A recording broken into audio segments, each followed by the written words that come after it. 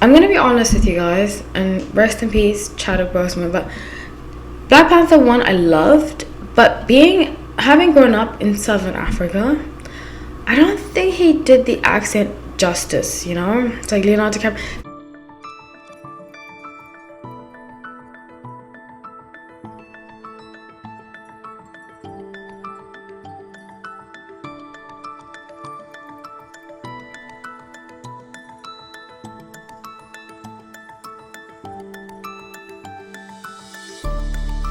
Hi everyone, welcome back to Not My Time. My name is Hallie, so grateful to have you all.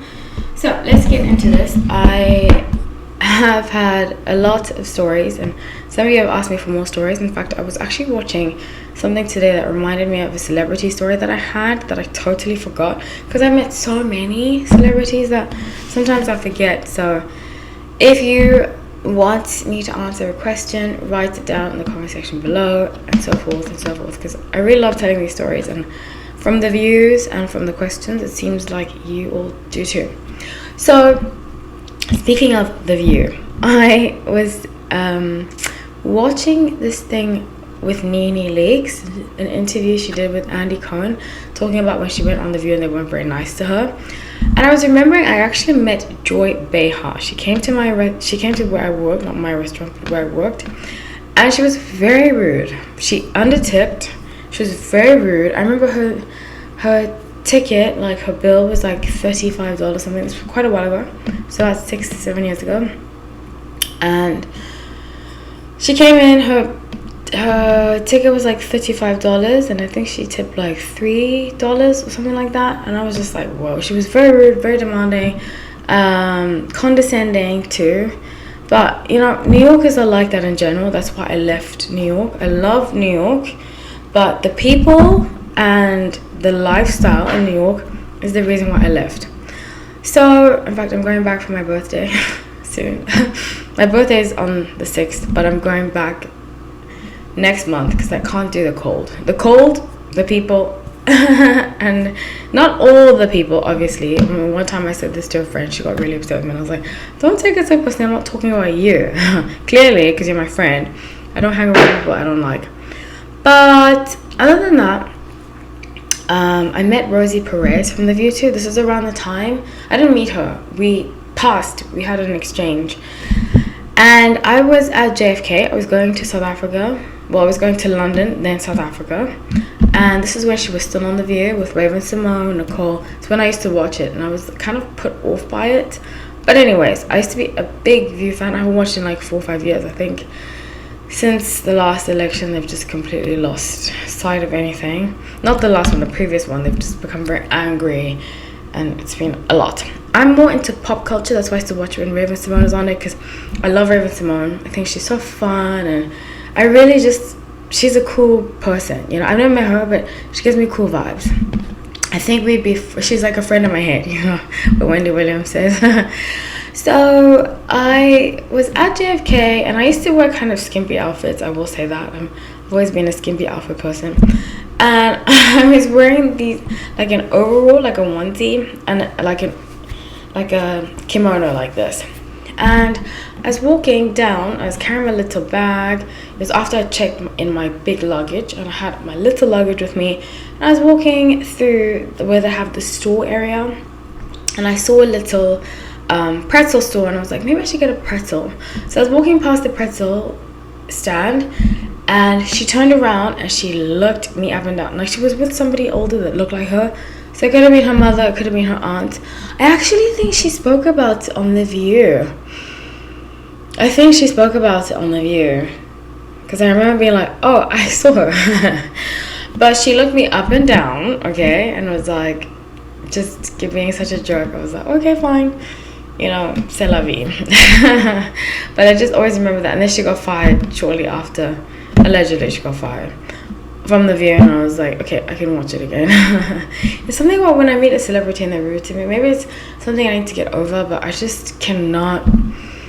Like with Cameron Diaz, I couldn't watch her movies. I still have issue. Like I used to love Vanilla Sky. She's one of my favorite actresses, so that's why when I met her, I was just like, wow. Anyway, so the next one, you know, I always tell this story, and actually, I don't think I've told this publicly yet, but I've just been re-watching Real Housewives of New York, and at that same place that I met Joy Behar, I met Andy Cohen. He was with Sarah Jessica Parker. I also met Bethany Frankel. Now she came in, she was very sweet with her daughter, but I felt like she was being sweet to me for a purpose, you know, because I always used to defend her. Whenever celebrity is sweet to me, I always defend them. Sometimes I blindly defend people, which I shouldn't do. I'm learning to get better at that. But she was so sweet to me. Her daughter was like running around. She was like, "Oh, Bryn, just keep quiet." And I was like, "Your daughter's so cute." I didn't look at her, because a lot of the time, especially if you're a New Yorker, you don't care about celebrities. It's just like, it's your everyday life, you know. You see them take the subway. You see, like, they live lives like the rest of us do, so nobody cares. So her daughter was running around, and I was like, "Oh my gosh, your daughter's so cute." I didn't see her face, because I think she was taller than I was, or I was crouched down talking to her daughter. And I looked up and I was like, "Oh, that's Bethany Frankel." And she was like, "Oh," she was very, very sweet. That's why I'm a little disheartened to see her support Chrissy Teigen and go after the Kardashians. I don't like the Kardashians. Everybody knows that. If you watch my channel, you know I'm not a fan at all. I used to be, but not anymore.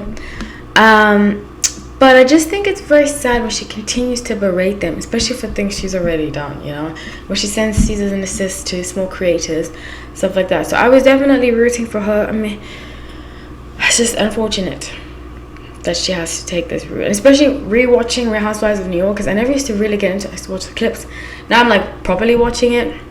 I'm like, wow, Bethany was really a bully, in my opinion, you know. So I was also watching Wakanda Forever last night. It's finally on Disney Plus. I watched it in the cinema the end of November. Phenomenal, absolutely phenomenal. For me, Namor stole the show.